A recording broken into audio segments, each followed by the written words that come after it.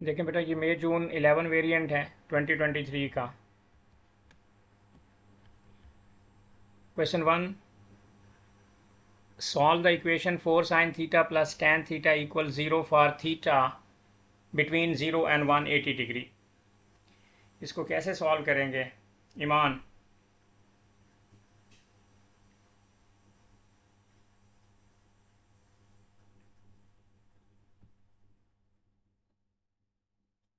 कौन बताएगा? अलीना बताओ।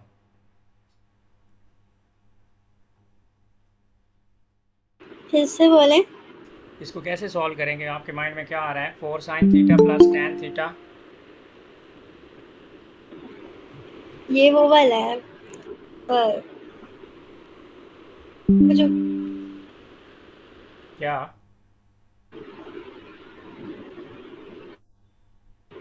आपकी आवाज कट रही है। अब आ रही है? एक मिनट, हमने नेट बदल।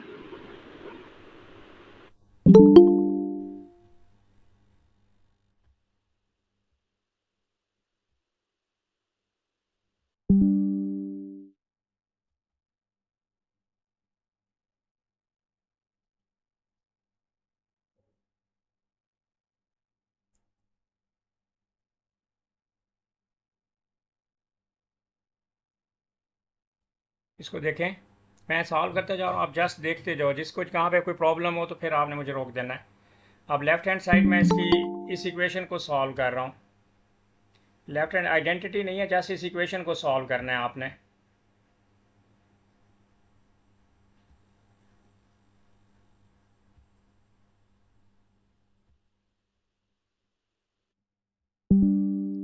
देखें, 4 sin theta plus tan theta, आपने जस्ट लिखना है यहाँ पे 4 sin theta plus tan theta की जगह पे मैं क्या लिख सकता हूँ? tan theta is the fraction of sin theta over cos theta equal 0।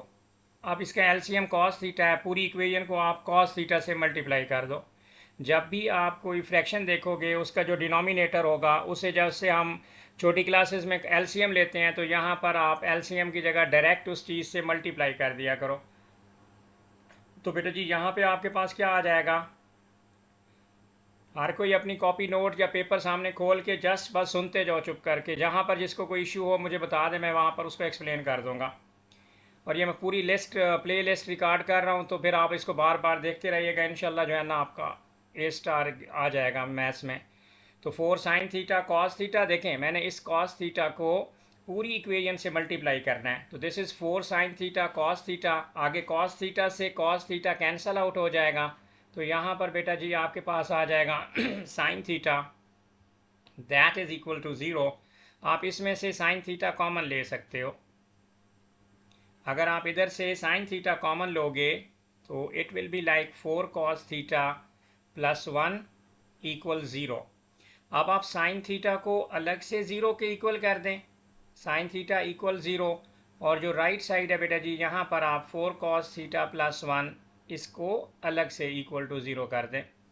अब साइन थीटा से जब आप थीटा निकालोगे तो यहाँ पर देखें, थीटा आपका यहाँ पर साइन इनवर्स 0 होगा। और साइन इनवर्स के आपने आंसर याद करने हैं। साइन इनवर्स 0 आपको बेटा 0 डिग्री देगा, आपको 180 डिग्री देगा, और आपको 360 डिग्री देगा। इस ऑर्डर में याद कर लो साइन थीटा का आंसर जो आपके पास आएगा। दूसरी इक्वेशन में आपने क्या करना है? 4 cos थीटा इक्वल्स -1। और यहाँ से आपने अगर cos थीटा से थीटा को सब्जेक्ट बनाना है तो आपके पास आ जाएगा cos इनवर्स -1/4। अब यहाँ पे आपने जब भी इन्वर्स लेना है नेगेटिव को इग्नोर करना है। तो यहाँ पर आपके पास अगर नेगेटिव्स के साथ लोगे तो डायरेक्ट आंसर आएगा, अदरवाइज आपके पास वो अल्फ़ा की शक्ल में आंसर आ जाएगा।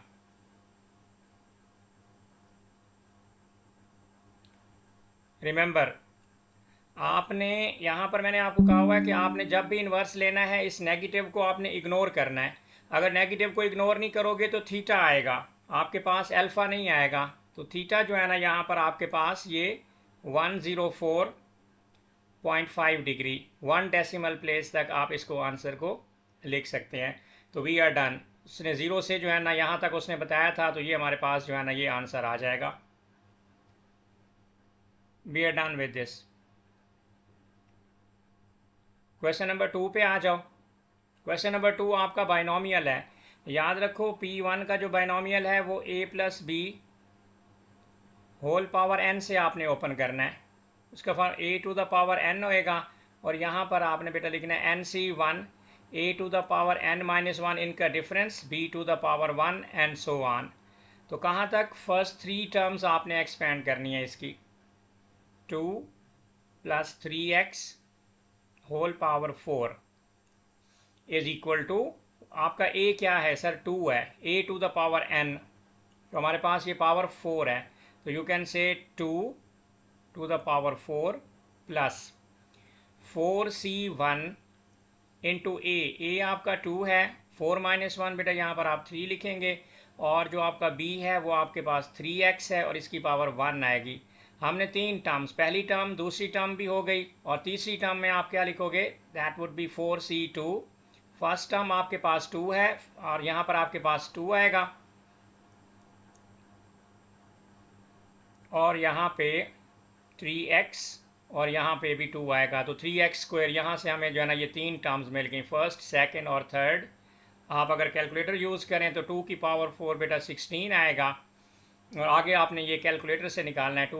2 पावर 3 8 आएगा, and then it will give you 96x plus जो थर्ड टर्म है इसको आप कैलकुलेटर से सॉल्व करेंगे तो ये वाली टर्म आपके पास बेटा 216x स्क्वायर बन जाएगी। तो ये हमारा सॉल्व हो गया। P1 में ये चीज़ यूज़ करनी है। जो आपके पास P3 का बाइनोमियल है ना 1 plus x whole power n, तो वो होता है 1 plus n x plus n into n minus 1 over 2 factorial into x square.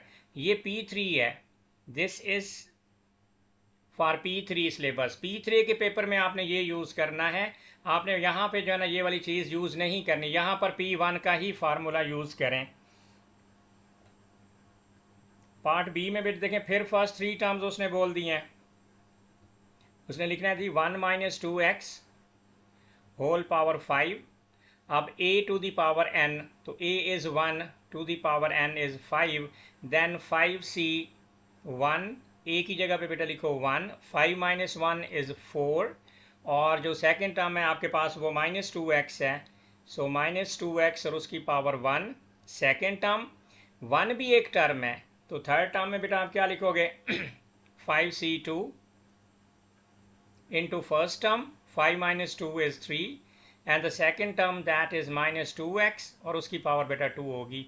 ये भी 3 टर्म्स तक एक्सपेंड करना था। अब पहला आपके पास आएगा 1, जो दूसरा आपके पास आएगा बेटा जी ये आएगा 10x, और जो तीसरी टर्म है आपके पास वो है 40x स्क्वायर। तो ये वाली 3 टर्म्स हमने यहाँ पे एक्सप्लेन कर दी। अच्छा, जब डबल ब्रैकेट्स आती है ना उसमें सिलेक्टिव मल्टीप्लिकेशन आपने करनी है। दोनों ब्रैकेट्स के आंसर हमारे पास बेटा जी मौजूद हैं। आप इन दोनों ब्रैकेट्स के जो है ना एक्सपेंशंस लिखनी है आमने सामने। यहाँ पर फर्स्ट ब्रैकेट एक्सपेंशन, यहाँ पर बेटा सेकंड ब्रैकेट्स की एक्सपेंशन लिख दो। लुक, ये पहला आंसर हमारे पास बेटा था 16, ये पहली ब्रैकेट का आंसर है। अब दूसरी ब्रैकेट का आंसर भी उसके साथ ही हम लिख देंगे यहाँ पे। फर्स्ट ब्रैकेट हमारे पास बेटा जी 16 प्लस 96x है plus 216 x square, and the next one is 1 minus 10x plus 40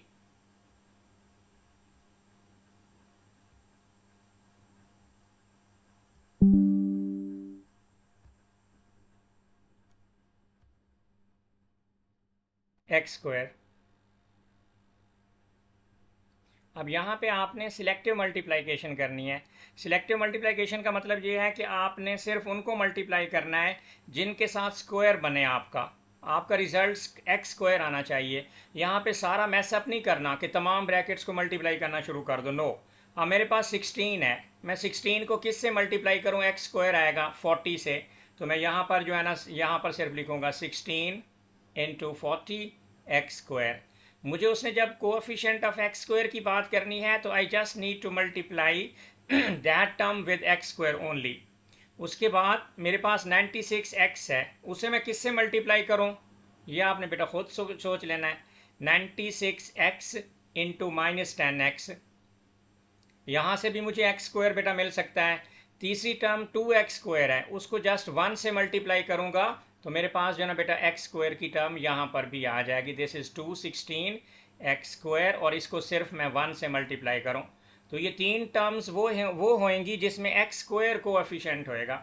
तो यू कैन से कि यहाँ से मेरे पास जो है ना बेटा जी 640 आ जाएगा, और यहाँ से -960 आ जाएगा बेटा, और तो थर्ड में से 216 मुझे मिलेगा। इन तीनों में से मैंने एक्स स्क्वायर को कॉमन ले लिया।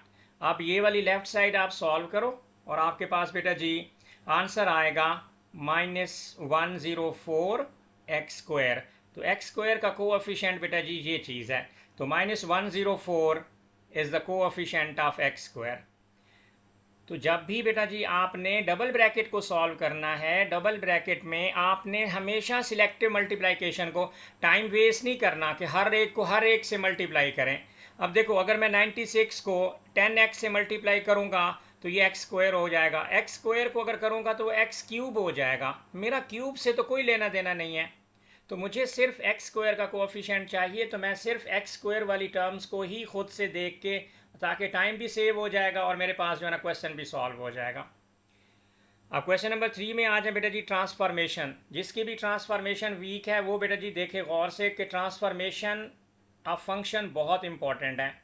अब सबसे पहले मैं इस शेप को, ये जैसी भी शेप है, इसको मैं सॉल्व करना चाहता हूँ कि भाई ये मेरे पास क्या, कौन कौन से पॉइंट्स मेरे पास गिवन है। अब लेट्स सी, मैं इस पॉइंट को मार्क कर लेता हूँ कि मेरे पास जो ना ये वाला पॉइंट है, ये कितना पॉइंट है, आप इसके कोऑर्डिनेट्स लेबल कर लो। सर ये तो 5,3 है। देखो, मैं इस पॉइंट को देखूंगा, ये वाई एक्सिस में ये वाली बड़ी अजीब सी शेप बन गई है। हमने ये चेक करना है कि ये कौन सी ट्रांसफॉर्मेशन है। Describe fully a sequence of two transformations which transforms the graph of y is equal to f of x। ये वाला ग्राफ है और ये आगे मूव हुआ है। दूसरा ये वाला पॉइंट है बेटा, इसके कोऑर्डिनेट्स तो 3,3 है। सबसे बेस्ट और आसान तरीका आपको सिखा रहा हूँ कोऑर्डिनेट सिस्टम से।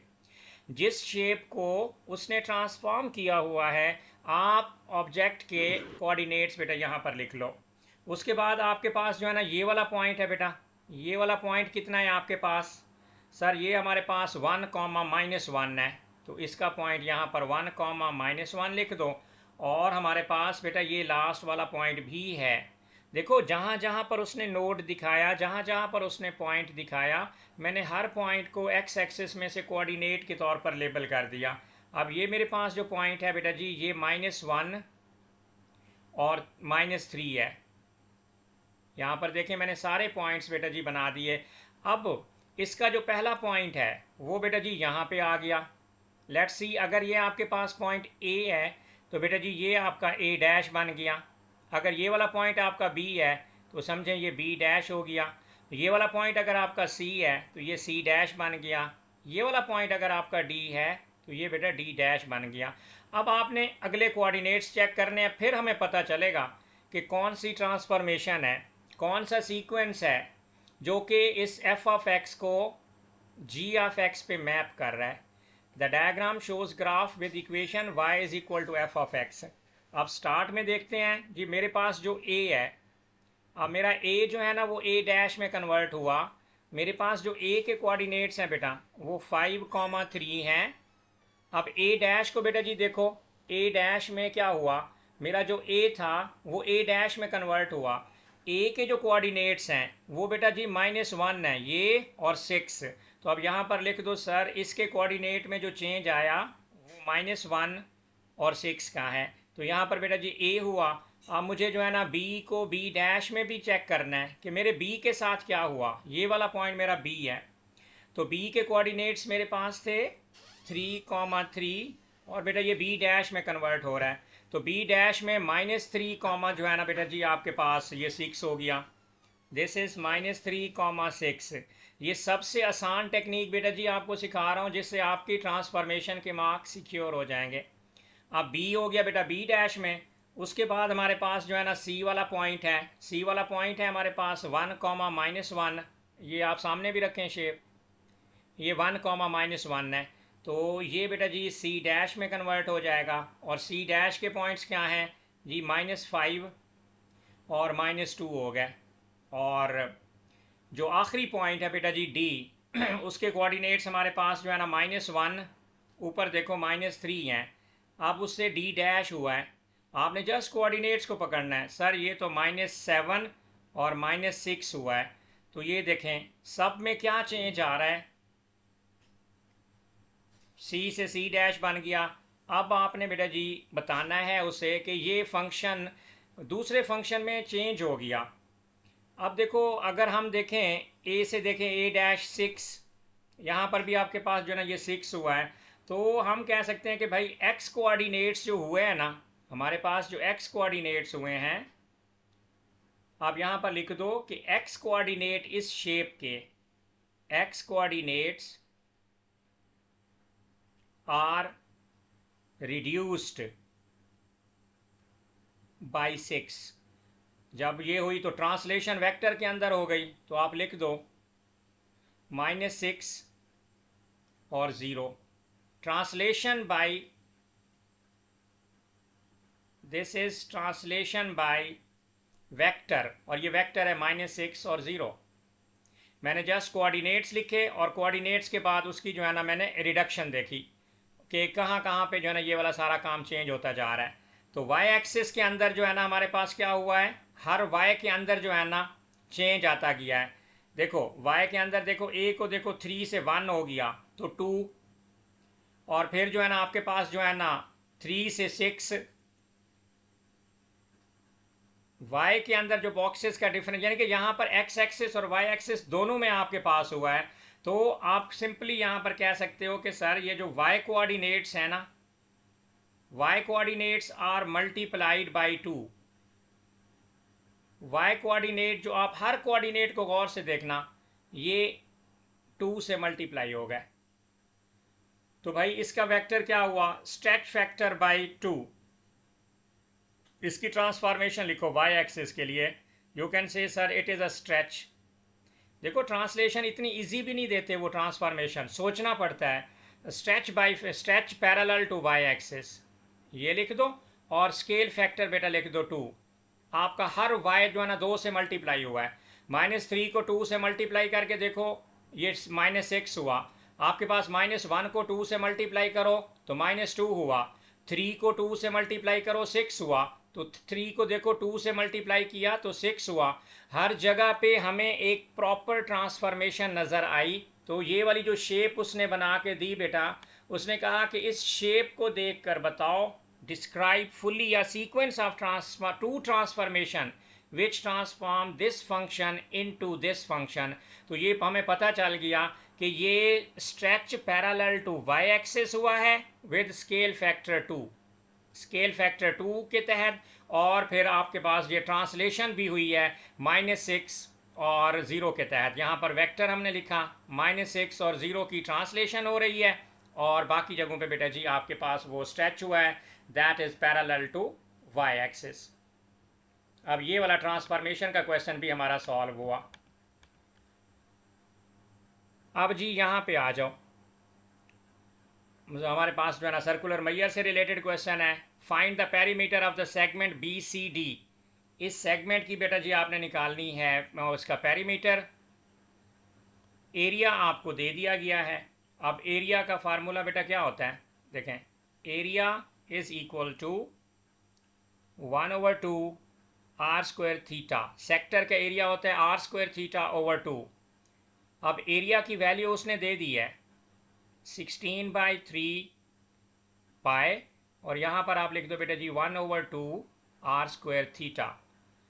अब यहाँ से बेटा जी आप थीटा को अगर सब्जेक्ट बनाओ, और हमारे पास रेडियस 8 है, रेडियस की वैल्यू भी आपके पास बेटा गिवन है, तो अब 8 का स्क्वायर, अगर मैं यहाँ पर 8 लिखूँ तो यहाँ पर लिखूँगा 8 का square 64 divided by 2 into theta, और लेफ्ट साइड पे 16/3 और इंटू पाई। तो यहाँ से बेटा जी आपको मिल जाएगा 32 थीटा इक्वल 16/3 पाई। तो हमें तो थीटा चाहिए, थीटा इक्वल्स 32 जाके उसको डिवाइड करेगा, तो फाइनल आप कह सकते हो कि sir it is 16 pi divided by 3 into 32। तो यहाँ से फाइनल आंसर आपके पास आ जाएगा पाई/6 का। तो ये मेरे पास एंगल आ गया पाई/6, क्योंकि मेरे पास एंगल भी नहीं था थीटा। तो थीटा मेरे पास आ चुका है बेटा पाई/6, रेडियस 8, तो ये भी 8। मुझे बी सी की लेंथ चाहिए, ये वाली बी सी की लेंथ में निकालनी है। तो कौन सा रूल लगाऊंगा बेटा? कॉज रूल मैं यहाँ पे लगा दूंगा। अब कॉज रूल में मुझे बी सी चाहिए, तो यहाँ पर आप लिख दो कि बी सी निकालना है, और बी सी की लेंथ कॉज रूल से आप निकालोगे। उसके लिए बेटा जी होता है whole under root. Cos rule के लिए नेबर्स का स्क्वायर है, 8 स्क्वायर प्लस 8 स्क्वायर माइनस जो है ना बेटा जी आपके पास product of neighbours 2 into 8 into 8 into cos पाई/6। तो यहाँ से बेटा कैलकुलेटर से अगर हम वैल्यू निकालें या एज इट इज़ छोड़ दें, 8 का स्क्वायर प्लस 8 का स्क्वायर ये 128 हो जाएगा, माइनस जो है ना बेटा जी आपके पास आ जाएगा 64 under root 3 and whole under root. ये बी सी मेरे पास आ चुका है। अब मुझे पेरीमीटर चाहिए, मैं इसको एज इट इज़ रहने देता हूँ, कैलकुलेटर जो है ना बाद में जो है ना यूज़ कर लेंगे। तो आपके पास हो जाएगा पेरीमीटर के लिए arc length, arc length r theta होता है, रेडियस 8 है और थीटा आपके पास पाई/6 है, प्लस ये बी सी की लेंथ जो हमने अभी यहाँ पे निकाली है। तो 128 minus 64 under root 3 and whole under root. मैंने इसको एज इट इज़ रख दिया। आगे सारा काम बेटा कैलकुलेटर का है, मैं सिर्फ मार्क्स स्कीम से आंसर लिखूंगा, वेरीफाई आपने खुद करना है। तो मार्क्स स्कीम के अकॉर्डिंग इसका आंसर 8.33 सेंटीमीटर आना चाहिए, जो कि 3 सिग्निफिकेंट फिगर है। तो यहाँ पर ये कैलकुलेशन बस आपने करनी है, मैं सिर्फ वर्किंग दिखा दूंगा, फार्मूला आपको लगा दूंगा ताकि ये आपकी प्लेलिस्ट भी रिकॉर्ड हो जाए, फिर बाद में आप इसको प्रैक्टिस करके अच्छी तरह से ये कर लो। 2023 के बेटा जी सारे वेरिएंट आपने करने हैं, मई जून के, अक्टूबर नवंबर के और प्लस 24 का। तो इंशाल्लाह मोर देन 70 प्लस 72 73 यहाँ तक टारगेट रखो। अगर आप मुझे फॉलो करते हो, मेरी बात मानते हो, तो इंशाल्लाह 70 प्लस आप P1 में अपना सिक्योर कर लोगे मार्क्स।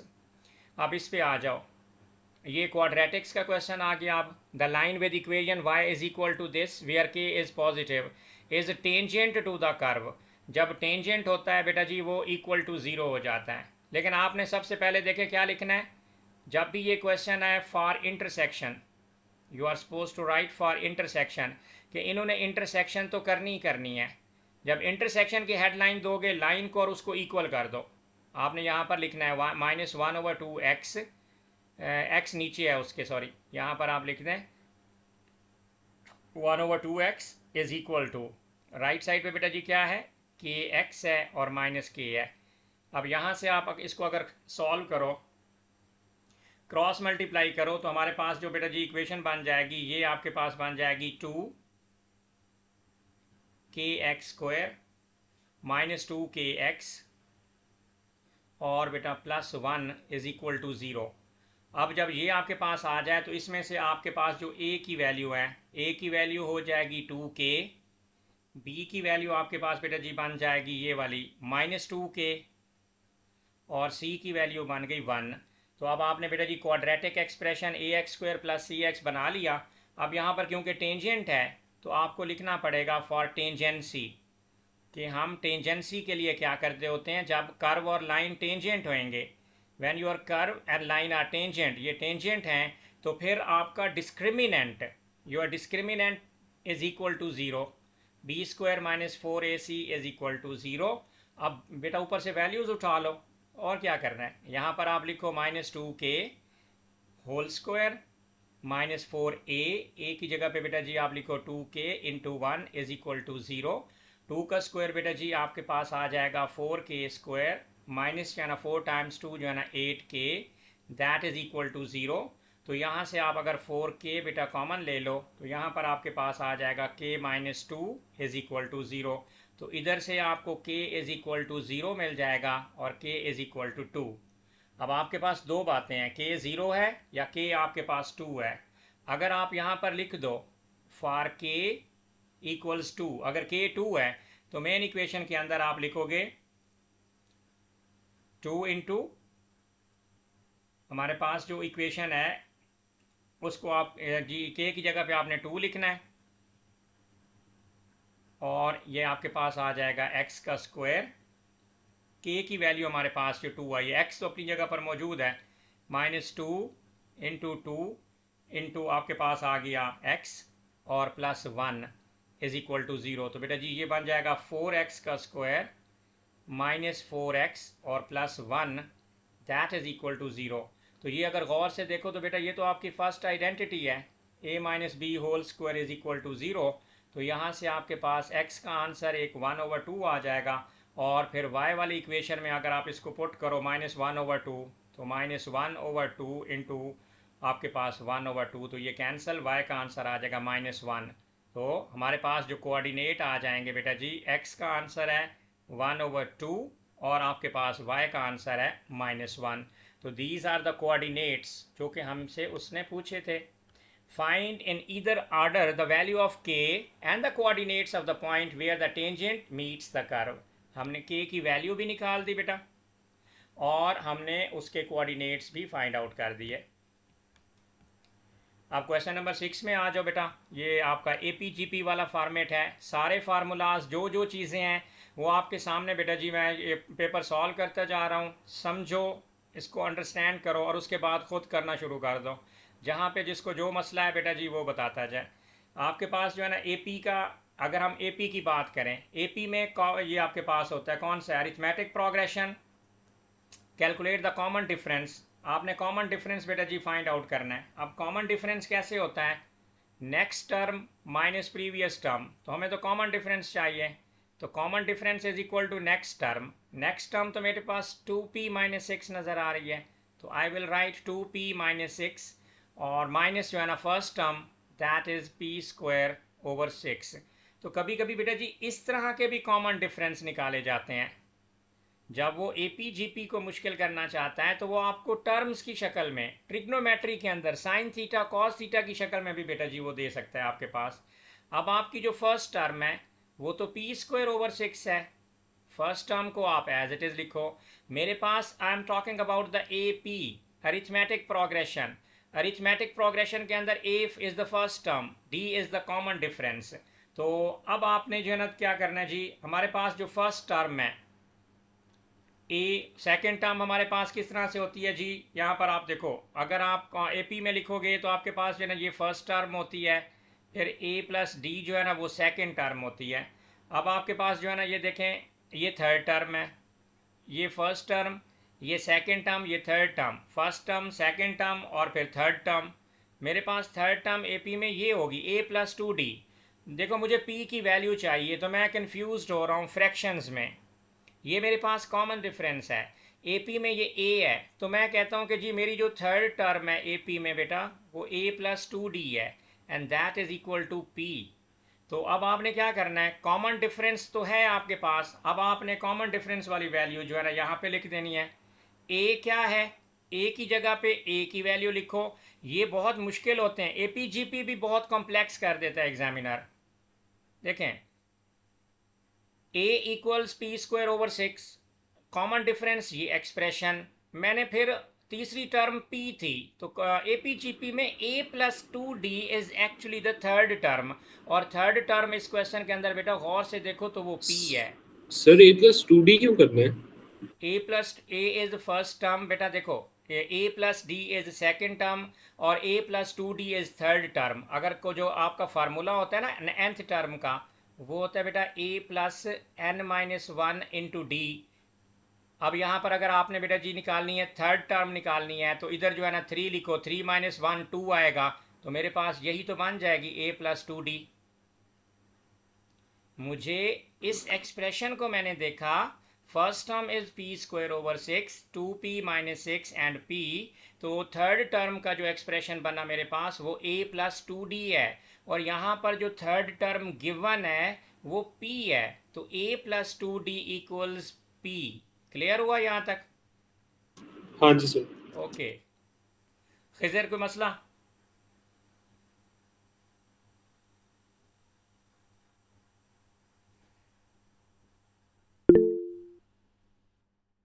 देखें ये a प्लस 2d, अब मैं इसमें वैल्यूज़ को प्लग इन कर रहा हूँ। अब a की जगह पे मैं ये वाली वैल्यू पुट कर दूंगा, ये मेरे पास वैल्यू आ जाएगी, that is P square over 6 और प्लस 2।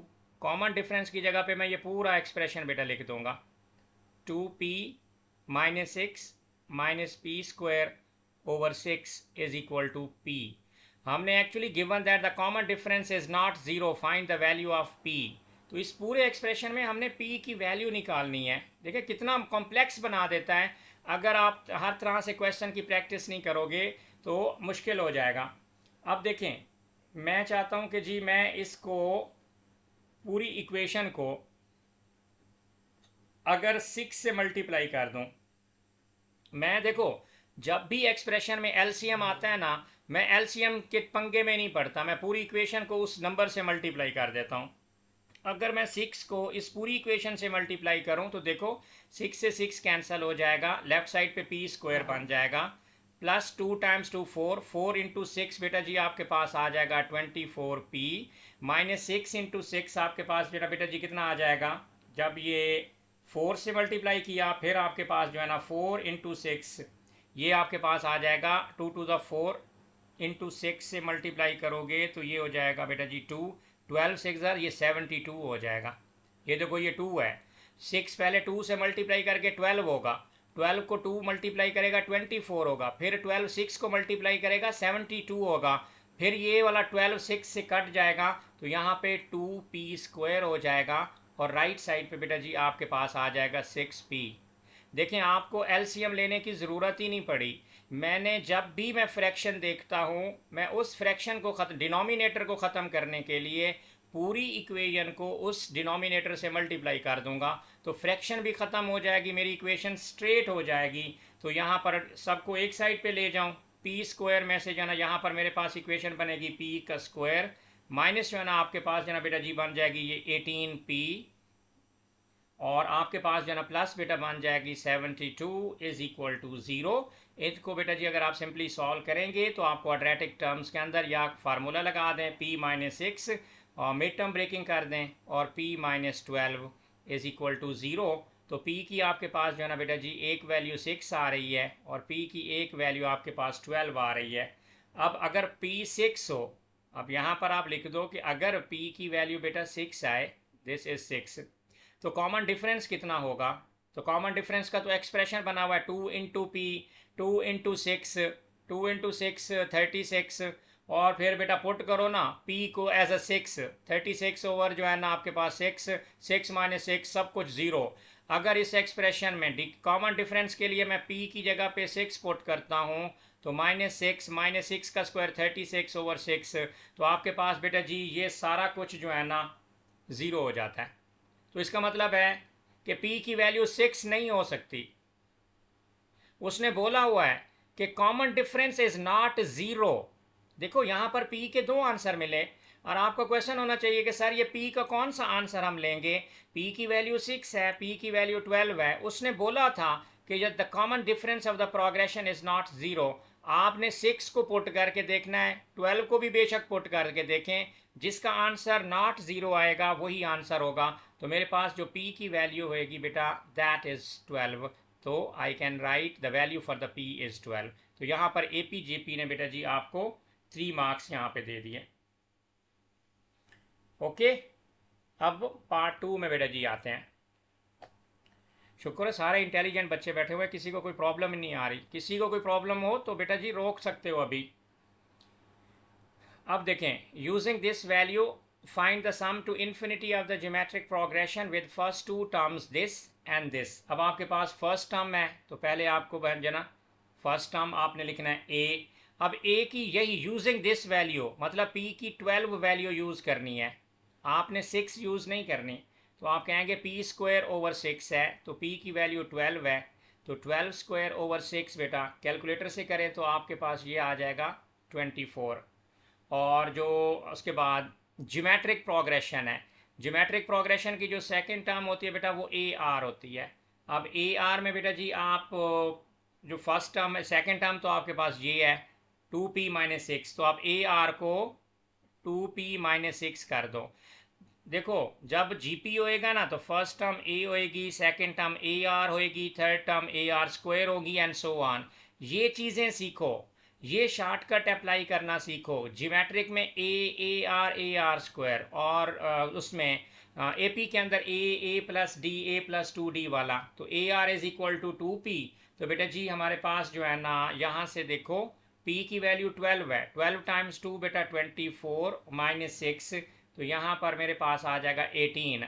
तो ए आर मेरे पास आ गया 18, ए की वैल्यू है 24, मुझे कॉमन रेशो चाहिए तो I can get very easily 18 divided by 24, तो मेरे पास आ गया कॉमन रेशो 3/4। अब कॉमन रेशो 3/4 है, फर्स्ट टर्म भी है, तो बेटा सम टू इन्फिनिटी कौन सा मुश्किल काम है। अब sum to infinity is equal to a over 1 minus r, तो ए की वैल्यू बेटा 24 ओवर 1 माइनस आर की वैल्यू 3/4। ग्रैब योर कैलकुलेटर और फाइनल आंसर आपका कैलकुलेटर देगा 96। This is answer for sum to infinity. मैंने पहले ए निकाला, फिर कॉमन रेशो आर निकाली। देखो हर जगह पर कॉमन रेशो उस तरह से भी नहीं निकलती कि आप नेक्स्ट डिवाइडेड बाय प्रीवियस करते जाओ। यहाँ पर कॉमन रेशो मैंने डिफरेंट स्टाइल से निकाली है, जिससे जो है ना क्वेश्चन सॉल्व हो और सम टू इन्फिनिटी आपने निकाल लिया। तो ज्योमेट्रिक प्रोग्रेशन भी बहुत मुश्किल बन जाता है सम टाइम। अब आपके पास जो है क्वेश्चन नंबर बेटा जी 7 आ चुका है, ट्रिग्नोमेट्री अब अटैच हो गई है। State greatest and least value of y, तो साइन है, तो साइन की पहले बेटा जी रेंज लिख दो यहाँ पर। This is sine x, sine x/2 है, सॉरी साइन x/2, इसकी रेंज बेटा -1 और यहाँ पर आपके पास बेटा जी +1 हो गई। अब आपको जो है ना ग्रेटेस्ट और लीस्ट वैल्यू बतानी है, तो यहाँ पर आप लिख दो y मैक्स। अगर y मैक्स निकालना है तो उसकी इक्वेशन है 2 + 3 साइन x/2 की रेंज +1 और -1 में। अगर मैक्सिमम वैल्यू चाहिए तो +1 लिख दो, तो 3 1 3, 3 + 2 आंसर 5 आ जाएगा। और अगर आपको y मिनिमम की वैल्यू चाहिए तो 2 + 3, आगे साइन 1/2x, तो -1 और 1 के दरमियान लाई करता है, तो इसकी जगह पे लिख दो -1, तो आपके पास बेटा जी -3 और ये आपके पास आ जाएगा -1। तो मैक्सिमम वैल्यू 5 है और मिनिमम वैल्यू बेटा जी आपके पास -1 है। तो this is y minimum, this is y maximum. That's it. आपने जो है ना ये वाला पार्ट कर लिया। अब पार्ट 2 के अंदर बेटा जी आपने ग्राफ प्लॉट करना है। जब भी ग्राफ प्लॉट करोगे 0 से लेकर 4π तक डोमेन है, आपके पास 0 से लेकर 4π तक डोमेन है। आपने बेटा जी इसमें y की वैल्यू निकालनी है, तो मैं यहीं पर ही टेबल बना लेता हूँ। यहाँ पर ये देखें, यहाँ पर मैं टेबल बना लेता हूँ। इधर जो है ना ये x एक्सिस और y एक्सिस का ग्राफ कभी भी आपका गलत नहीं होगा अगर आप टेबल को फॉलो करते हो। लोग यहाँ पर आप जो है ना ये टेबल बना लो। आप कहेंगे सर जी ये देखें, ये x की वैल्यू है और ये फंक्शन की वैल्यू है y की। x की वैल्यू आप 0 पुट कर सकते हैं, 0 से लेकर 4π तक 0 पुट करें बेटा, फिर इसमें आप पाई पुट करें, पाई के बाद बेटा जी आप इसमें 2π पुट करें, 2π के बाद आप इसमें 3π पुट करें, 3π के बाद आप इसमें 4π पुट करें, तो you will be getting different answers of the y। Calculator उठाएं और 2 + 3 साइन 1/2x की जगह पे 0 पुट करोगे, 0 पुट करने से आंसर 2 आएगा। फिर इसमें पाई की वैल्यू पुट करो, सारा काम कैलकुलेटर देता जाए बेटा, फिर आपके पास कैलकुलेटर में ये 5 आंसर आएगा। जब आप x की जगह पे y is equal to 2 + 3 sine π/2 आप इसकी वैल्यू पाई पुट करेंगे तो आंसर 5 आ जाएगा। फिर आपने इसमें 2π पुट करना है, जब आप 2π पुट करेंगे वो कट जाएगा आपके पास, तो आपका आंसर सिर्फ ये 0 और ये खाली 2 बच जाएगा। और 3π जब पुट करेंगे आपका फाइनल आंसर y के लिए -1 आना चाहिए, और 4π पुट करेंगे तो आंसर 2 आना चाहिए। अब यही वाले पॉइंट्स बेटा प्लॉट कर लो। यहाँ पर लिखो 1, यहाँ पर लिखो 2, यहाँ पर लिखो 3, 4, 5 एंड 6 सो ऑन। अब आपके पास पहला 0 पे 2 है, तो 0 पे 2 हो गया। यहाँ पर आप लिखो 2, यहाँ पर आप लिखो 3, 4 एंड 5। तो 2 पे जब आपने 0 पुट किया तो 2 आंसर आया, ये वाला पॉइंट। फिर आपने बेटा जी पाई पुट किया तो 5 आया, तो 5 ये है, पाई ये है, तो ये वाला पॉइंट है आपका, ये वाला पॉइंट। उसके बाद आपने 2 पाई पुट किया तो आपके पास 2 आया, 2 पाई पे 2 आया, तो फिर 2 पाई पे 2 आपका ग्राफ यहाँ पे आ गया बेटा जी, ये वाला। फिर आपने 3 पाई पे -1 है, तो इधर आप -1 भी लगा दो, ये 3 पाई पे आपके पास -1 हो गया। और फिर आपने 4 पाई पे बेटा जी आपके पास 2 है, तो 4 पाई पे फिर आपका ग्राफ इधर आ जाएगा। तो देखें ग्राफ कितना आसान हो गया ट्रिग्नोमेट्री का। तो अब आपके पास ये वाला ग्राफ है, ऐसे जाएगा और ये ऐसे, इसमें से बेटा ऐसे गुजरता हुआ ऐसे आएगा, और ये वाला ग्राफ बेटा आपका बन गया, सिंपल। तो ये आपको स्केच के 2 मार्क्स मिल जाएंगे। डोमेन उसने दी हुई थी बेटा, डोमेन दी हुई थी, और उसके साथ हमने जो है ना कोऑर्डिनेट सिस्टम सीखा, और कोऑर्डिनेट के बाद आपने जस्ट प्लॉट कर दिया ग्राफ, कुछ भी नहीं करना था। This is -1। ये ट्रिग्नोमेट्री के ग्राफ हैं। रानिया रिहान स्पेशली आप इसमें कंफ्यूज होते हो कि ट्रिग्नोमेट्री के अंदर ग्राफ किस तरह से बनते थोड़ा हैं। सा ऊपर कर दो, जी बेटा, थोड़ा सा ऊपर कर दो। जी बेटा, मैं इसको जूम इन करके, ये देखें, ये अब काफ़ी ये ऊपर वाला जो है ना यहाँ पे हो गया, ये देखें आप इसको, ये एक ट्रिग्नोमेट्री का एक कॉन्सेप्ट है कि ट्रिग्नोमेट्री का स्केच कैसे आपने बनाना है।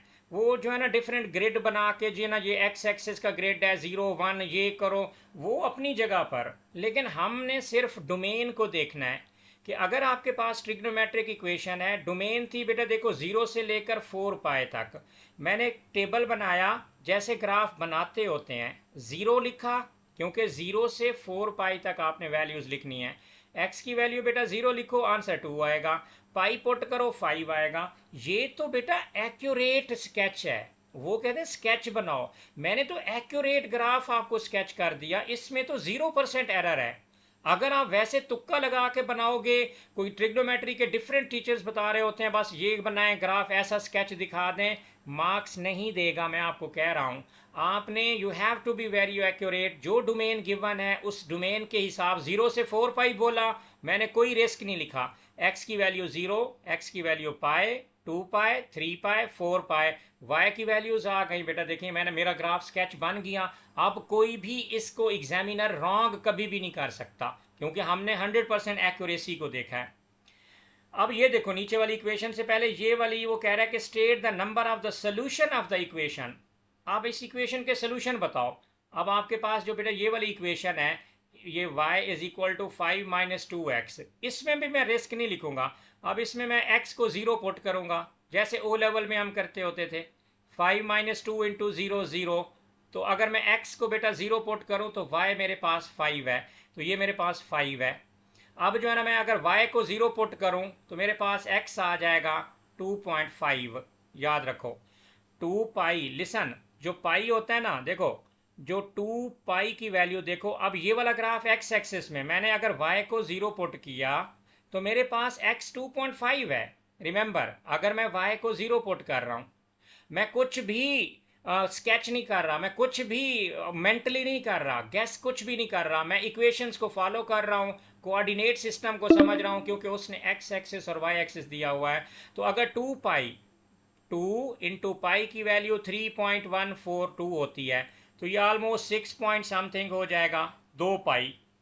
अगर मेरे पास 1 पाई हो, x इज इक्वल टू 2.5, 2 पाई तो बहुत आगे चला गया ना। x एक्सिस में बेटा देखो उसने 1 2 3 4 नहीं लिखा हुआ, आई एम कंफ्यूज्ड कि मेरी ये लाइन कहाँ से गुजरनी चाहिए। अब x एक्सिस में उस बंदे ने सारे पाइस दिए हुए हैं, पाई, 2 पाई, 3 पाई, मुझे 5 के साथ x की वैल्यू 2.5 चाहिए। तो मैं तो परेशान कि सर x एक्सिस में तो 2 3 4 वाली वैल्यूज ही नहीं है, तो क्या करूं मैं। तो मैं कह रहा हूं कि 2 पाई, आपको पता है पाई की वैल्यू 3.14 होती है। अगर मैं अकेला पाई लिखूं, अकेला पाई तो 3.142 हो जाएगा। पाई बाई 2, अगर आप इसको 1 से 2 से डिवाइड कर दो तो वो पाई बाई 2 जो होगा, पाई और पाई बाई 2 मतलब 90 से भी तकरीबन पाई और 90 के दरमियान में 2.5 पड़ा हुआ है।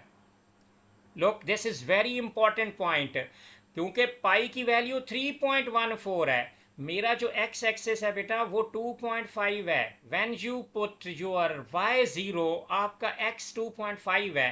तो एक्स एक्सेस में सर एक्स है ही नहीं, एक्स एक्सेस में तो पाई है, 2 पाई है, 3 पाई है। अब यहाँ पे मैं एग्जामिनर को बताऊंगा, क्योंकि यहाँ पर अगर आपने गलती कर ली ना तो आपकी लाइन ने कर्व को कट करना है। एक पॉइंट पे कट करेगी तो एक सोल्यूशन, 2 पॉइंट पे कट करेगी तो बेटा 2 सोल्यूशन। तो ये गलती हो सकती है, अगर आपके सोल्यूशन गलत हो गए तो आपको मार्क ही नहीं मिलेगा। सर 2.5 आपको नज़र आ रहा है और हमारा पास पास है, तो मेरी लाइन आएगी और बेटा जी 2.5 से गुजर के ऐसे चली जाएगी, स्ट्रेट लाइन, सॉरी ऐसे जाएगी। तो इस लाइन ने तो कर्व को सिर्फ एक पॉइंट पे कट किया बेटा। तो इसका मतलब ये हुआ कि इस ग्राफ का, ये ट्रिग्नोमेट्रिक ग्राफ है, इसने सिर्फ एक पॉइंट पे कट किया। सर 1 सोल्यूशन, कुछ भी नहीं करना था। That's it. State the number of the solutions of the equation. Y axis पे देखो लेफ्ट साइड पे उसने कर्व लिखा हुआ था, कर्व का तो ग्राफ मैं बना चुका था ऑलरेडी। अब जो राइट पे था ना 5 - 2x, वो एक फंक्शन था। अब वो कैसे, नंबर ऑफ सोल्यूशन सिर्फ आपने ये बताना है, जब दो इक्वेशंस होंगी तो एक इक्वेशंस को सॉल्व करो बेटा, उसमें x इंटरसेप्ट को 0 करो, y की वैल्यू निकाल लो, फिर y को 0 पुट करके x की वैल्यू 2.5 थी।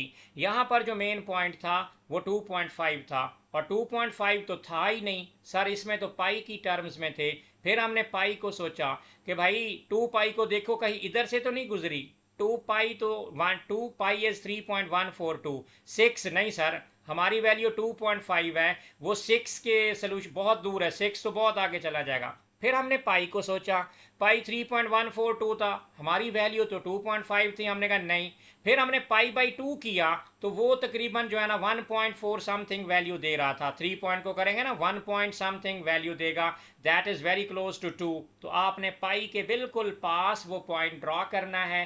दैट विल शो कि आपका जो ग्राफ है वो कर्व और लाइन सिर्फ और सिर्फ बेटा जी एक पॉइंट पे कट कर रही हैं, वो आपका एक ही सोल्यूशन है। अगर ज़्यादा होंगे तो बेटा जी 2 जगहों पे कट करता 2 सोल्यूशन, 3 जगहों पे कट करता तो 3 सोल्यूशन। We are done. ये वाला पोर्शन हमारा बेटा जी हो गया। अब क्वेश्चन नंबर 8 पे हम पहुंचते हैं। स्पीड भी बेटा जी अपनी मेंटेन करनी है, अपने विद इन टाइम लिमिट आपने सारे क्वेश्चंस अटेम्प्ट करने हैं और टाइमर लगा के आपने फिर पेपर करना है ये वाला।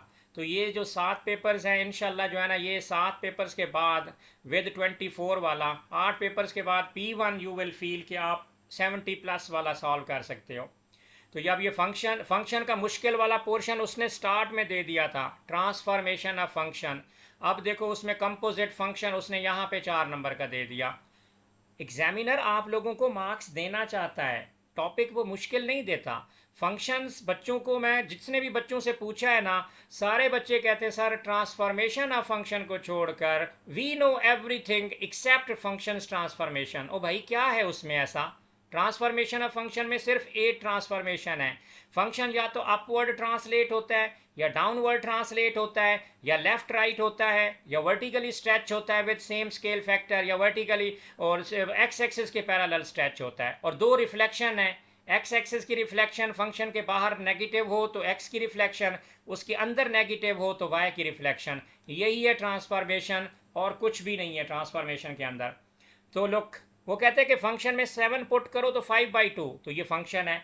तो फंक्शन के अंदर हम जो है ना अगर 7 पुट करें तो 1, तो पहले आप लिखो सर 1, मैं फंक्शन में 7 पुट करूंगा। 2a को मैं कुछ भी नहीं कहूँगा, और नीचे यहाँ पर देखें x की जगह पे 7 minus a is equal to, sir ये तो 5/2 के इक्वल है। तो साइमल्टेनियस इक्वेशन बनेंगी, a और b की वैल्यूज आ जाएंगी। तो यहाँ पर बेटा जी अगर आप एलसीएम ले लो, यहाँ पर आप एलसीएम लो। अब देखो इधर मजबूरी है, मैं पूरी इक्वेशन को 7 - a से मल्टीप्लाई करूंगा ना तो आप लोग कंफ्यूज हो जाओगे। अब मजबूरी है कि प्रॉपर एलसीएम लो। अगर यहाँ पर फ्रैक्शन में कोई नंबर होता ना, मैंने यहाँ पर ब्रैकेट लगाकर पूरी वैल्यू को उस नंबर से मल्टीप्लाई करना था। That is a fast way to avoid your LCM वाला टेक्निक जो आप बचपन से यूज़ करते आ रहे हो। तो बेटा जी यहाँ पर हमारे पास जो है ना ये आ जाएगा 7 - a 2, तो आपके पास जो है ना ये आ जाएगा 5 में 7 में से 2 माइनस करोगे तो this would give you, wait अगर हम एलसीएम लेने के, चलो यहाँ पर मैं एलसीएम ही लेता हूँ, तो मेरे पास आ जाएगा ये 7 - a + 2a is equal to 5/2। तो अब आपसे इसके अलावा जो है ना यहाँ पर अगर देखें 7 और ये 2 है, तो यहाँ पर आ जाएगा 7 प्लस ए ओवर जो है ना 7 minus a is equal to 5/2। अब अगर मैं क्रॉस मल्टीप्लाई करूँ तो मेरे पास जो है ना ये आपके पास आ जाएगा 5/2, 7 × 2 14 plus 2a is equal to 5 7s are 35 हो जाएगा आपके पास। 5 7s are 35 माइनस जो है ना 5a, उसको मैं उधर ले और 2 + 5a it will give you 7a, 35 minus 14 it will give you बेटा जी 21। तो a इज़ इक्वल टू 3। तो मेरे पास a की वैल्यू बेटा 3 आ गई। तो वेरी सिंपल, मैंने 3 निकाल लिया। फिर दूसरा फंक्शन है g वाले फंक्शन में f पुट 5 पुट करो उसके अंदर, जी एफ ऑफ 5, जी में f डालो और उसमें 5 डालो and that will be equal to 4। तो आप b की वैल्यू निकालोगे। आप पहले यहाँ पर लिखो okay g f of x. तो जी एफ ऑफ एक्स अगर मैं दिखाऊं तो मेरा जो g है वो है b और b के आगे x है। x की जगह पूरा f डालना है आपने, दिस वन। तो उसकी जगह पे बेटा जी पूरी वैल्यू डाल दो 1 + 2a over 5 minus a and then -2। अब इस पूरे फंक्शन में 5 पुट करना है। तो आप लिखो g f of 5 is equal to b into 1 + 2a over 5 minus a and -2। तो अब आपके पास जो है ना बेटा जी यहाँ पे 5 आ गया, 5 पुट कर लिया गया।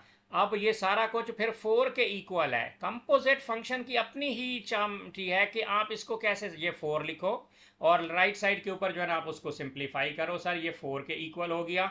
अब यहाँ पर आप लिखोगे b और इंटू 1 प्लस जो है ना 2 इंटू जो है ना आपके पास आ जाएगा 2a। a की वैल्यू तो नीचे 3 है, तो 3 2 6 लिख दो डायरेक्ट। 5 - 3 लिख दो, आपके पास बेटा जी आ जाएगा 2 एंड -2। 2 over 6 over 2, 3 3 + 1 4।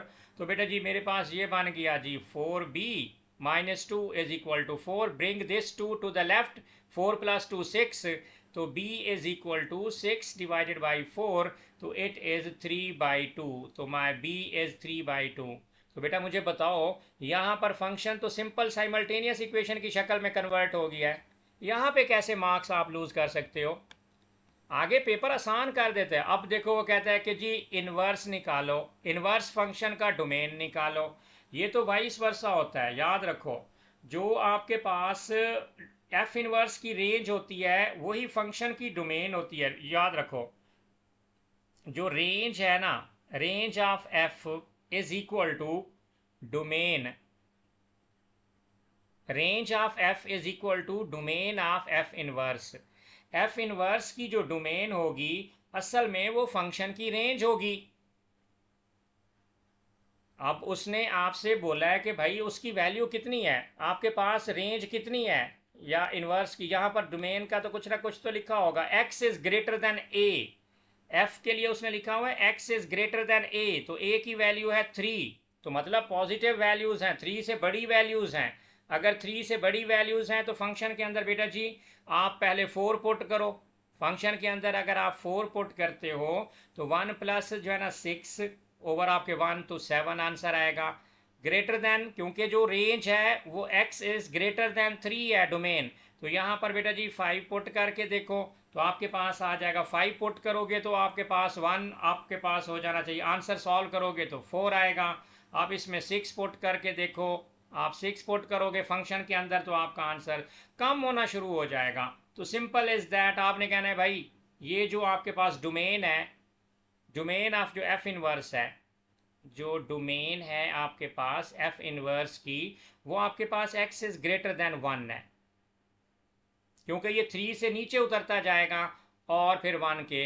ये एक ऐसा सिस्टम हो गया जिसमें आप कंफ्यूज हो गए कि सर जो उसकी डोमेन है वो फंक्शन की ग्रेटर देन 3 है और जो इनवर्स की डोमेन है वो ग्रेटर देन 1 है। और यहाँ पर आपको दिखाना पड़ेगा वैल्यूज़ को पुट करते हुए, तकरीबन जो है ना मैक्सिमम वैल्यू 10 तक जाके आप आंसर दिखा सकते हो तो उसकी डोमेन हो जाएगी। That is the domain of f inverse. लेकिन यहाँ पे मसला है, उसकी रेंज बड़ी है 3 से, उसकी जो डोमेन है 3 से बड़ी है, और इन्वर्स की जो डोमेन है वो ग्रेटर देन 1 है, ये आगे कंपोजिट फंक्शन नहीं बना सकता। आगे क्वेश्चन पूछेगा कि इनका कंपोजिट बनेगा, आप कहने नहीं, डोमेन और रेंज में बहुत बड़ा तजाद, बहुत बड़ा डिफरेंस क्रिएट हो चुका है। तो इसमें तो अभी इन्वर्स पूछ रहा है। इन्वर्स तो बेटा जी आपको फंक्शन का आता ही होता है। तो आपके पास जो फंक्शन है आपके पास वो है F of x inverse. Inverse जो है ना बेटा जी आपके पास 1+6 ओवर आपके पास जो है ना ये x माइनस जो है ना हमारे पास है x-3। आप इसको y लेट कर दो, that is 1+6 over x-3। x को सब्जेक्ट बनाओ और आपके पास इन्वर्स आ जाएगा। ये नहीं करा रहा, ये आप खुद कर सकते हो। इन्वर्स आपके पास खुद आसानी के साथ आ जाएगा। अब इन्वर्स पे टाइम वेस्ट नहीं करते। इन्वर्स ओ लेवल वाला है और वो आप लोगों को आता है, आई होप। क्या इन्वर्स में कोई मसला तो नहीं है किसी को? क्वेश्चन नंबर 9 पे देखो, water is poured into a tank at constant rate of 500। ये अगर मीटिंग एंड भी हो गई ना, मैं इधर से रिकॉर्डिंग हो रही है तो ये आपकी क्लास पूरी मैं रिकॉर्ड करके ना फिर इसको अपलोड कर दूंगा। तो यहाँ पर देखो वॉल्यूम का एक्सप्रेशन बेटा है, तो इसका पहले डेरिवेटिव लो। आप सबसे पहले वॉल्यूम का डेरिवेटिव लो, डी वी ओवर जो है ना बेटा जी ये आपके पास है d h, and that is equal to, इसका 3 नीचे आएगा, मल्टीप्लाइड बाई 4/3 इंटू जो है ना बेटा जी 25 प्लस जो है ना ये h और इसका स्क्वायर आ जाएगा, और इंटू जो है ना आपके पास डेरिवेटिव इसका 1 और माइनस इस नंबर का डेरिवेटिव 0 हो जाएगा। तो इसका बेटा जो सिंप्लीफाइड डेरिवेटिव एक्सप्रेशन बनेगा दैट इज़ 4 इंटू 25 प्लस जो है ना बेटा जी h और इसका स्क्वायर, ये डेरिवेटिव है। और जो d v over d t है वो आपको ये 500 गिवन है पर सेकेंड। तो आपके पास जो रेट है d v over d t that is equal to 500। Find the rate at which h is increasing, h increasing, तो d h over d t हमने निकालना है। तो यहाँ पे d h over d t ये हमने निकालना है एच का रेट। अब एच का रेट निकालना है तो उसको सब्जेक्ट बना लो। पहले डेरिवेटिव के अंदर अगर आपने यहाँ पर उसने कहा कि एच की वैल्यू 10 पुट करनी है, ये मैं फाइनल एक्सप्रेशन में डाल दूंगा। तो I can write this is my D h over d T, D h over d t chain rule में बनाऊंगा यहाँ पर।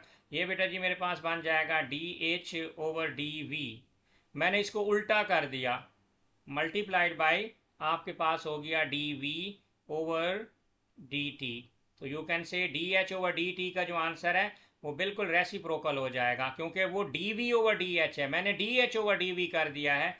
तो दिस इज़ 1/4 इंटू 25, और h की जगह पे आप लिख दोगे 10, क्योंकि यहाँ पर उसने h की जगह पे 10 बोला हुआ है, और इसका स्क्वायर मल्टीप्लाइड बाई 500। तो यहाँ से बेटा आपके पास h का रेट आ जाएगा। तो h का रेट आप कैलकुलेटर से बेटा जी सॉल्व करें, and you are getting your h fraction के अंदर ही दे दीजिएगा जो कैलकुलेटर आपको बताएगा। तो 5/49 सेंटीमीटर पर second, this is the rate of h जिससे वो इंक्रीज कर रहा है आपका। This is chain rule. अब इसका पार्ट बी देखें बेटा। At another instant, the rate at which h is increasing is 0.075 centimeter per second. Find the value of v at this instant. तो जो रेट आपको गिवन है बेटा D h over d t, ये तो आपको गिवन है, एंड दैट इज 0.075। अब आपने जो है ना फार्मूला बना लेना यहाँ पर, this is D h over d T जो कि हमें गिवन है वॉल्यूम के हिसाब से, हमने उसको रेसिप्रोकल किया था, d h over d v हमारे पास पहले पार्ट में था। अब यहाँ पर आपने बेटा जी क्या करना है, d v over d t, chain rule तो आप खुद बनाओगे फार्मूले के हिसाब से। अब इसकी वैल्यू उसने इधर दे दी जो कि बेटा आपके पास है 0.075 इज इक्वल टू 1 ओवर आपके पास है 4 इंटू 25 प्लस h इसका स्क्वायर मल्टीप्लाइड बाय 500। अब यहाँ पर पहले आप h निकालोगे, यहाँ पर आप पहले h निकालोगे, इसको क्रॉस मल्टीप्लाई करके 25 ओवर h प्लस h और इसका स्क्वायर एक साइड पे लेकर आ जाओ, राइट साइड पे 500 ओवर जो है ना आपके पास बेटा जी ये 4 यहाँ पर ही है और ये वाली 0.075 इधर आ जाएगा। तो और इसका अंडर रूट ले लेंगे और इस पूरी एक्सप्रेशन का अंडर रूट लेके और 25 उसमें से माइनस कर दो। तो height is equal to, you can simply say कि ये बड़ी कैलकुलेशन से ना घबराया करो, 500 ओवर 4 मल्टीप्लाइड बाय 0.075 माइनस बाय 25। तो कैलकुलेटर से वैल्यू जो आपके पास बेटा जी आ गई, मैं अभी भी नहीं निकालता, मैं इसको एज इट इज़ ही रहने देता हूँ। देखें एच की वैल्यू मेरे पास आ गई। अब मुझे जो है ना वॉल्यूम की वैल्यू चाहिए। तो वॉल्यूम की जो वैल्यू है मेरे पास वो है 4/3 इंटू ये वाला एच। हमारे पास जो वॉल्यूम का है वो हमारे पास आपके पास एक्सप्रेशन आया हुआ है जी, this is 25 plus whole under root, this is 5000 over 3 minus 25 और इसका क्यूब माइनस 62 स्टार्ट वाली इक्वेशन 500 ओवर 3। तो we are suppose to get this thing. तो कैलकुलेटर आपको बेटा बता देगा 6988.50 and this will be giving you final answer 69900 centimeter cube. This is the final answer for the volume.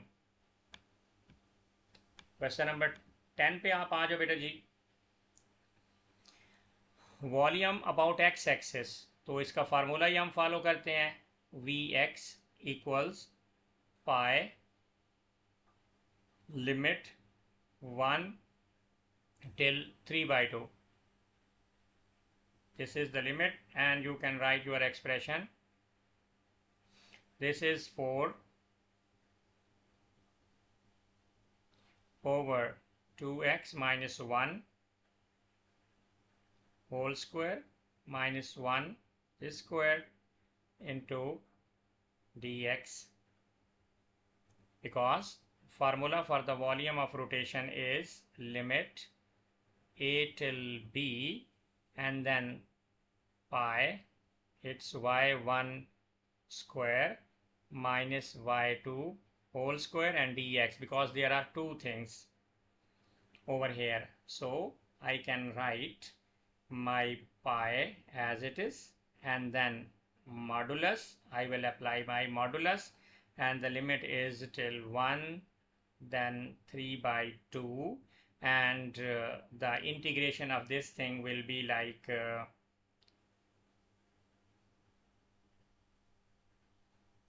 2 minus 3 minus 4, so it will be giving you like 16 into 2x minus 1 whole power minus 3 over 3 times 2 minus 6 minus x.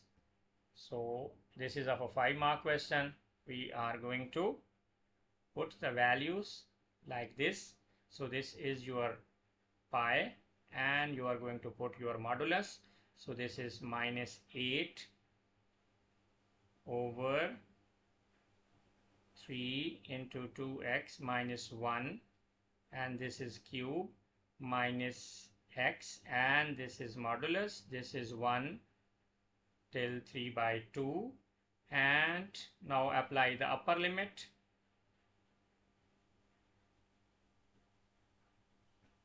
In x and lower limit in x.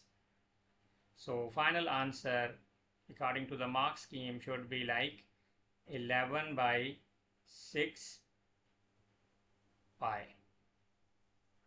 You can put the limits and get the same answer. Question part B. A triangle is formed from the tangent to the curve at B, the normal to the curve at the x-axis. At B and the x-axis, find the area of the triangle. So look, y equals 4 into 2x minus 1 whole power minus 2 and then you are going to dy by dx is equal to minus 2 into 4 into 2x minus 1 into minus 3, the derivative will be like into 2 as well, brackets ka derivative, so 4 times 2 16, so this is your minus 16 divided by 2x minus 1 and its cube.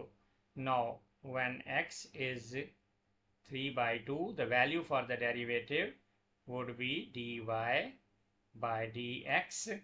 Put your value of 3 by 2 in place of x, like this is minus 16 in bracket, you can say x, and x is 3 by 2 minus 1 and whole cube, and the final answer is minus 2. So equation of tangent will be, now I'm getting my equation of tangent and then the area of the triangle.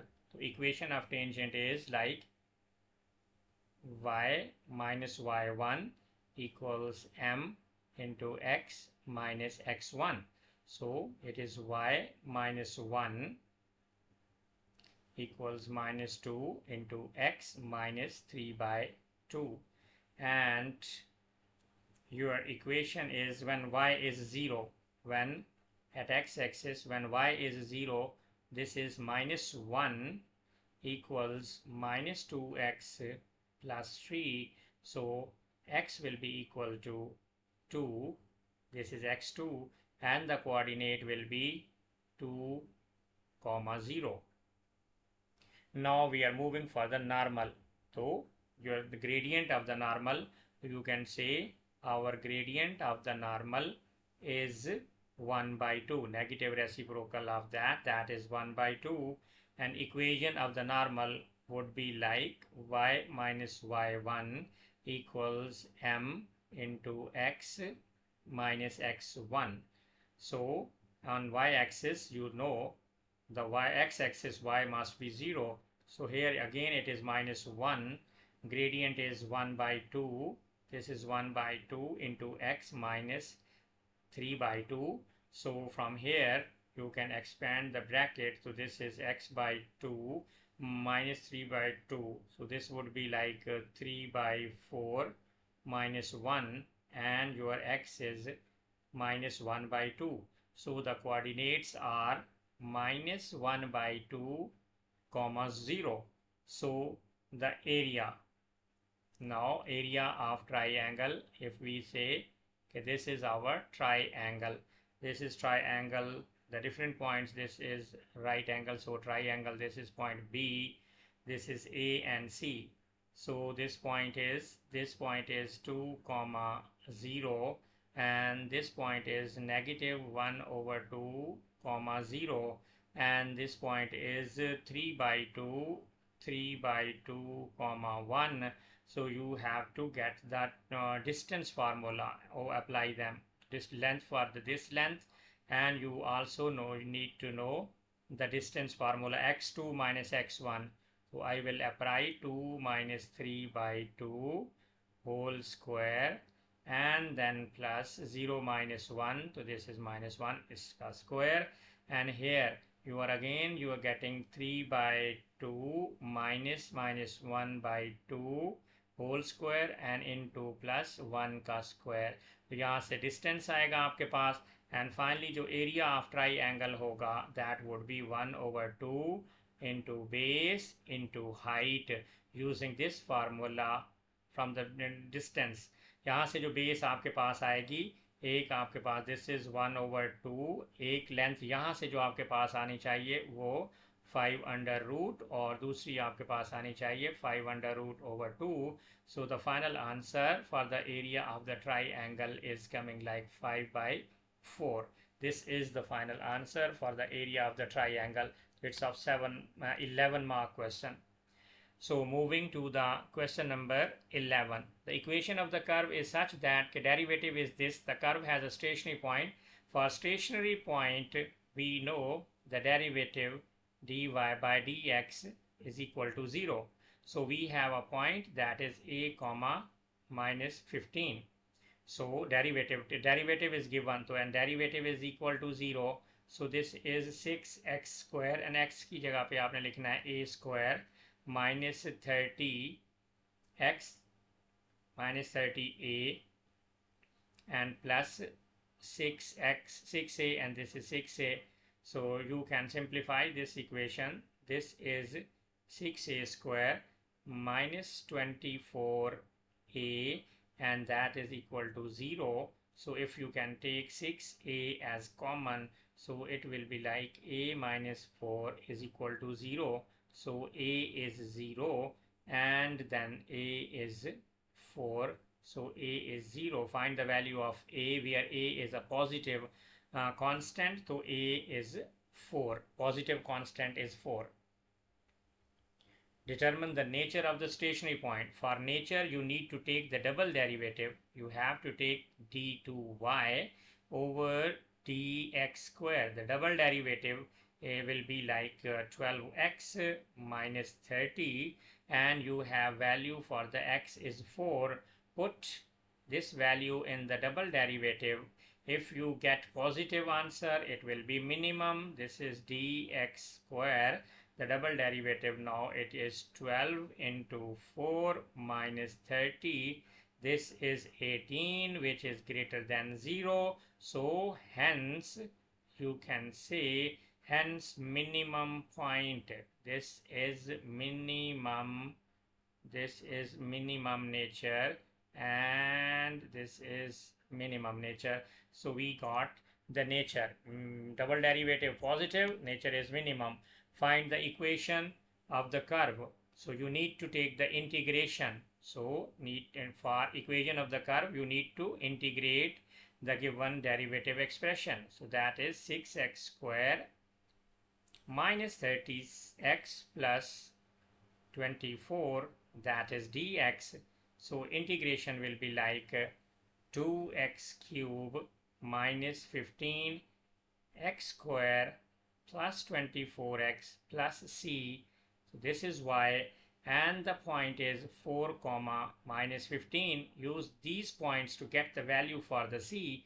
So minus 15 over here, and over here this is 2 into 4 cube minus 15 into 4 and its square plus 24 into 4 plus c. So you can get your c as 1. So our equation of the curve will be like 2x cube minus 15x square plus 24x and plus 1. So this is your equation of the curve. Find the coordinates of the other stationary points of the curve. The final, this is 6x square minus 30x plus 24 equal to 0. When you divide it with 6, you will be getting like x square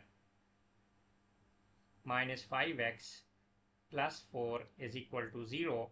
So this is x minus 1 into x minus 4 is equal to 0. So I'm getting x is equal to 1 or x is equal to 4. When x is equal to 1, so y is equal to 2 into 1 cube minus 15 into 1 square plus 24 into 1. So this is your 12. So the coordinates are 1 comma 12.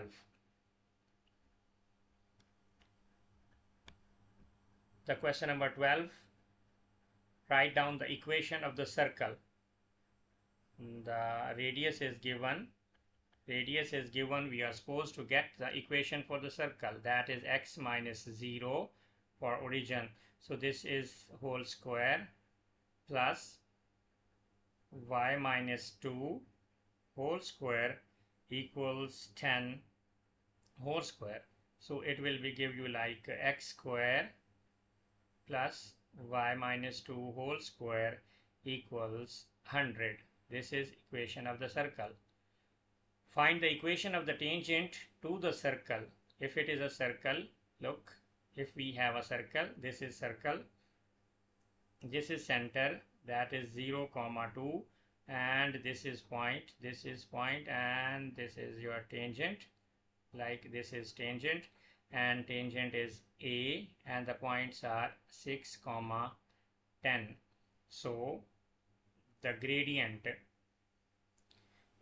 of 1, if I say m1, that is 10 minus 2 over 6, so it is 4 by 3, and the negative gradient due to normal, it will be negative reciprocal, this is 3 by 4, and the equation is y minus y1 is equal to m into x minus x1. So it is y minus 10 is equal to gradient of the normal is negative 3 by 4, and this is x minus 6.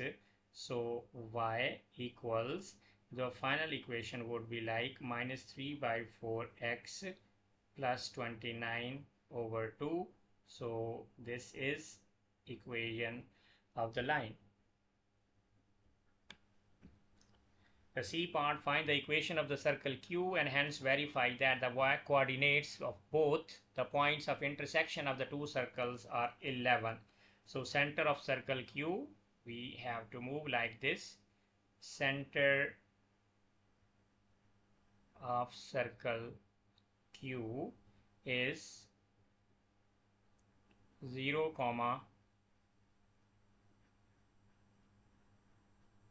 29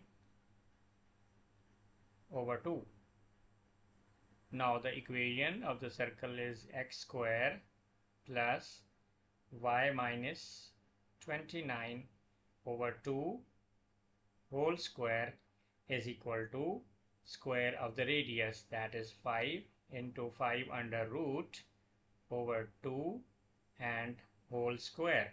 So the equation is x square plus y minus 29 over 2 whole square equals 125 over 4.